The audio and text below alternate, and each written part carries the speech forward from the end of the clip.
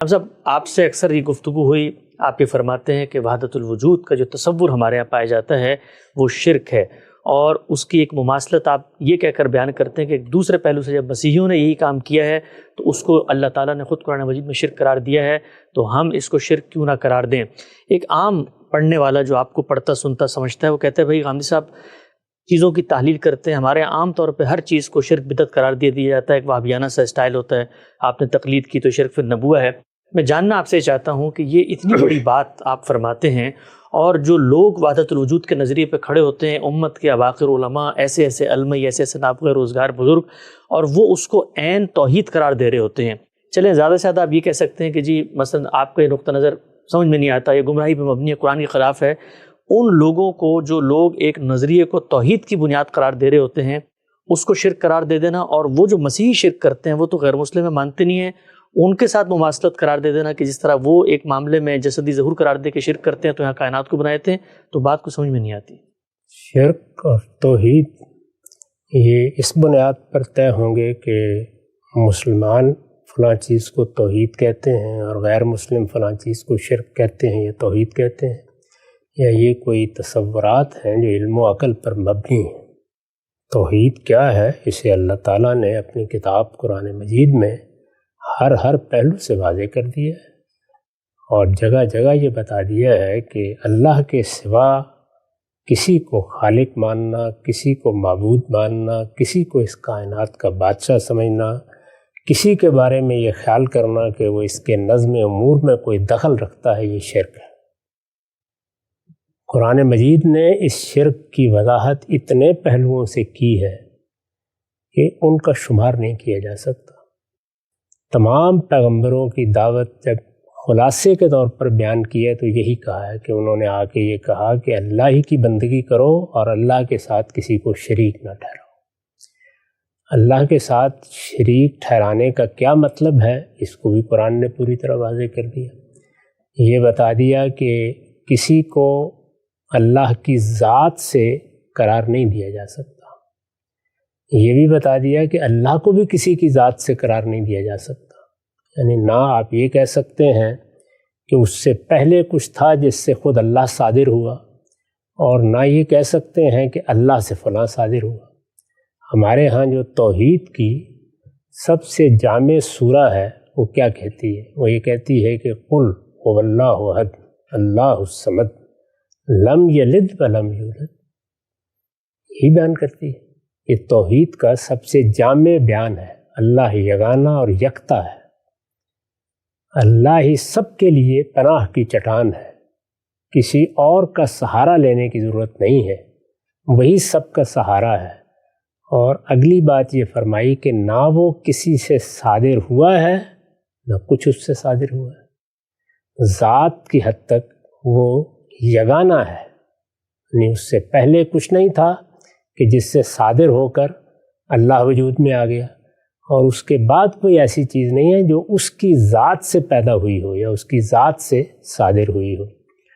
دوسری جگہ یہ بھی بیان کر دیا کہ الا لہ الخلق والامر، اللہ تعالیٰ خالق ہے اور اس کے خلق میں کوئی اس کا ساجی نہیں، یعنی ایسا نہیں ہے کہ اس نے جو کچھ مخلوقات پیدا کی ہیں ان کو پیدا کرنے میں اس کو کسی کی مدد کی ضرورت پڑی ہو، یا کسی دوسرے کا اس میں کوئی حصہ ہو، یا کسی نے کوئی کردار ادا کیا ہو۔ تو فرمایا الا لہ الخلق، سنو یہ سارا خلق کا عمل، جو بنانے کا عمل ہوا ہے، یہ تنہا اسی نے کیا ہے۔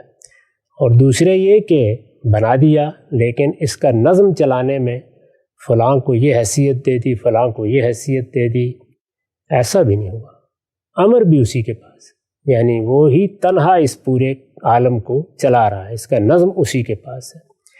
یہ توحید ہے جو قرآن مجید نے بیان کر دی ہے، یعنی نہ اللہ کی ذات کسی سے ہے، نہ اللہ کی ذات سے کوئی صادر ہوا ہے، خلق بھی تنہا اسی نے کیا ہے، اور نظم امور بھی تنہا وہی چلا رہا ہے۔ اس کے علاوہ بھی کوئی چیز توحید ہے وہ پھر کہاں بیان ہوئی ہے؟ توحید تو یہی، یہ کسی کو کیا حق ہے کہ وہ اپنی طرف سے کوئی توحید کا تصور پیدا کرے اور پھر اس کو اللہ کی طرف منسوب کر دے؟ ہم نے تو قرآن میں یہی پڑھا ہے کہ اللہ کی بات کو سمجھنے سمجھانے میں تو کوئی اختلاف ہو سکتا ہے اور اس کے بھی قاعدے ضابطے ہیں. وہ اختلاف اس طرح تو نہیں ہوتا کہ ادھر آپ نے آیت کی تلاوت کی ادھر اپنا کوئی فلسفہ بیان کرنا شروع کر دیا. آپ کو بتانا پڑے گا کہ آپ جو رائے قائم کر رہے ہیں وہ قرآن مجید میں لفظ سے کس طرح نکلتی ہے، جملے کی تالیف سے کس طرح صادر ہوتی ہے، سیاق و سباق کس طرح اس کی تائید کرتا ہے. اگر ایسی کوئی بات آپ کہنے کی پوزیشن میں نہیں ہیں تو پھر آپ اللہ پر افطرا کر رہے ہیں، اور اس کو قرآن مجید افطرا ہی کہتا ہے. وہ جگہ جگہ یہ کہتا ہے کہ اس بیان سے، یعنی جو اللہ نے بیان کر دیا اپنے بارے میں، اس سے ہٹ کر اگر کوئی بات کوئی اپنے کسی فلسفے کی بنیاد پر کہتا ہے تو یہ اللہ پر جھوٹ باندھنا ہے، افطراء علی اللہ ہے. اس سے بڑا جرم کیا ہو سکتا ہے؟ اسی وجہ سے پھر یہ بتا دیا کہ اللہ تعالیٰ ہر چیز کو معاف کر دے گا، وہ اس کو معاف نہیں کرے گا کہ اس پر اس طریقے سے جھوٹ باندھ دیا جائے. تو شرک اتنی غیر معمولی چیز ہے اور اس وضاحت کے ساتھ بیان ہو گئی ہے. تو اب اس میں مجھے کسی اور سے جاننے کے لیے سفر کرنا ہے کہ شرک کیا ہے اور توحید کیا ہے. پہلی بات جو اس میں کہی گئی ہے وہ یہ ہے کہ اللہ کی ذات سے کوئی چیز صادر نہیں ہوئی. مسیحیوں نے یہی کہا. انہوں نے کہا کہ مسیح علیہ السلام اللہ کی ذات سے صادر ہوئے ہیں، اور اس کو ایک تشبیہ سے بیان کیا کہ جیسے بیٹا باپ سے صادر ہوتا ہے. ظاہر ہے کہ بیٹا باپ کی ذات سے صادر ہوتا ہے. تو انہوں نے کہا مسیح اسی طرح صادر ہوئے ہیں، اور یہ گویا دوسرے لفظوں میں کہیے تو ذات باری کی جسمانی تجسیم ہے. وہ کہتے ہیں یہ بالکل توحید ہے، یہ تو ہم توحید بیان کر رہے ہیں، ہم نے تو کوئی دوسرے کا ذکر ہی نہیں کیا. اصرار کرتے ہیں اس بات پر، لیکن اللہ تعالیٰ نے اس کو ماننے سے انکار کر دیا اور کہا کہ لقد کفر الذین قالوا، جنہوں نے یہ باتیں کہی ہیں انہوں نے شرک بھی کیا ہے، انہوں نے کفر بھی کیا ہے، انکار کر دیا. اس میں اور اس میں کیا فرق ہے کہ یہ پوری کائنات اللہ تعالیٰ سے صادر ہوئی ہے. یعنی وہاں تو ایک کے صادر ہونے پر اللہ تعالیٰ نے اس درجے میں اس کو ضلالت، گمراہی، شرک اور کفر قرار دے دیا. یہاں پوری کی پوری کائنات مسیح ہو گئی. اور آپ فرماتے ہیں کہ اس کے بارے میں بڑے بڑے لوگ کہتے ہیں تو کچھ نہ کہو. بس میں نے اتنی بات ہی کہی. اچھا ہم صاحب، انہوں نے جب یہ کہا مثال کے طور پہ اللہ تعالیٰ ذات باری کی جو تجسیم ہوئی ہے ایک جسدی ظہور میں وہ مسیح علیہ السلام کی صورت میں ہو گئی ہے، تو اس کے بعد تو مسیح کو انہوں نے ساجی بھی تو سمجھا نا، مسیح کے بارے میں کوئی تصورات بھی تو قائم کیے. یہاں پر تو ایک بات، ساجی کس میں سمجھنا تھا؟ جب صادری اللہ تعالیٰ سے ہو گیا تو ساجی تو ہوتا ہے خلق اور امر میں، وہ دوسرا حصہ ہے. یہاں تو ذات سے صادر ہو گیا. یہ تو آخری درجے کا شرک ہے. جب یہ کہا جائے فلاں چیز ذات سے صادر ہو گئی ہے تو وہ ذات ہی ہے. اسی وجہ سے جب وحدت الوجود کو بیان کیا جاتا ہے تو یہی کہا جاتا ہے کہ یہ کائنات کیا ہے، یہ کچھ نہیں ہے، اسی کوئی حقیقت. وہ بھی یہی کہتے ہیں مسیح الگ سے کوئی وجود نہیں ہے، وہ تو اصل میں ذات خداوندی ہی کا صدور ہے، اسی کی تجسیم ہے. جس کو اقبال ریکنسٹرکشن میں اس طرح بیان کرتے ہیں کہ انائے مطلق یا ایک سپر ایگو ہے جس سے یہ ساری خودیاں صادر ہو گئیں. تو یہ صدور ہے، پروسیڈ کا لفظ استعمال کیا نا، یہ ناقابل قبول ہے، ہر درجے میں ناقابل قبول ہے. اس لیے کہ اللہ تعالیٰ اس کو گوارا کرنے کے لیے تیار نہیں. لم یلد ولم یولد، نہ وہ کسی سے صادر ہوا ہے نہ اس سے کوئی چیز صادر ہوئی.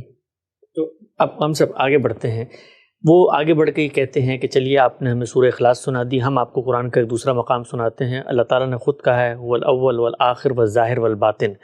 اب آپ اس کی توجیہ کرتے ہیں، تشریح کرتے ہیں، تو زیادہ سے زیادہ آپ یہ کہیں نا کہ ایک آیت کو سمجھنے میں مثلا ان کو اختلاف ہو گیا اور ایک آیت سے انہوں نے غلط نقطہ نظر بیان کر لی، لیکن وہ تو قرآن مجید کی ایک آیت کی انڈرسٹینڈنگ بیان کر رہے ہیں کہ اللہ خود ہمیں بتا رہا ہے کہ جو کچھ دنیا میں ہے وہ تو اصل میں اللہ ہے، ظاہر بھی اللہ ہے، باطن بھی اللہ ہے، اول بھی اللہ ہے، آخر بھی اللہ ہے. یہ اس کی تفہیم میں یا اس کے فہم میں اگر کوئی غلطی فی الواقع لگ گئی ہے تو ہم اسی وجہ سے تو کہتے ہیں کہ جن لوگوں کو یہ غلطی لگ جاتی ہے وہ مسلمان ہیں، ہم ان کی عزت کرتے ہیں، لیکن ان کو یہ بتانا ہمارا فرض ہے کہ آپ کی یہ غلطی اتنی بڑی غلطی ہے کہ اس سے شرک کا ارتکاب ہو رہا ہے، یا کسی کو یہ بتانا کہ یہ اتنی بڑی غلطی ہے کہ اس سے کفر لاحق ہو رہا ہے. وہ غلطی ہی لگا کرتی ہے. آخر جن لوگوں کو ختم نبوت کے بارے میں غلطی لگی ہے وہ بھی یہی کہتے ہیں کہ ہمیں غلطی لگ گئی ہے. تو غلطی لگ جانے پر میں نے الگ سے اپنا موقف بیان کر دیا ہے کہ جب تعویل کی غلطی سے آپ کوئی بات کرتے ہیں تو اس پر آپ کے لیے یہ ایک عذر ہے. وہ اللہ کے ہاں جا کے پیش کر دیجیے گا. ہمارا کام تو یہ ہے کہ ہم یہ بتائیں کہ کیا چیز شرک ہے, کیا چیز کفر ہے, کیا چیز ضلالت اور گمراہی ہے.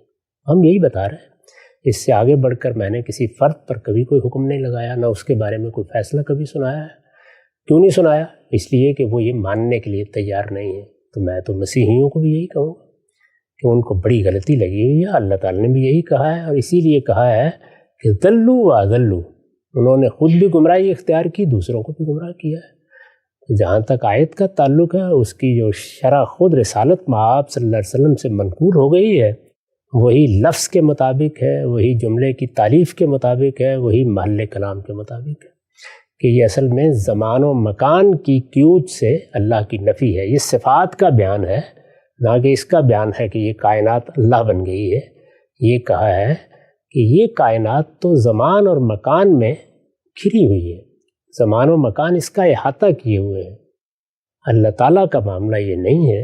وہ اول ہے, اس سے پہلے کوئی چیز نہیں ہے. وہ آخر ہے, اس کے بعد بھی کوئی چیز نہیں ہے. وہ ظاہر ہے, اس کے اوپر کوئی چیز نہیں ہے. وہ باطن ہے, اس کے نیچے کوئی چیز نہیں ہے. تو دو ظاہر اور باطن کے الفاظ میں مکان کی نفی کر دی ہے, کیونکہ یہاں تو ساری مادی کائنات مکان میں ہے.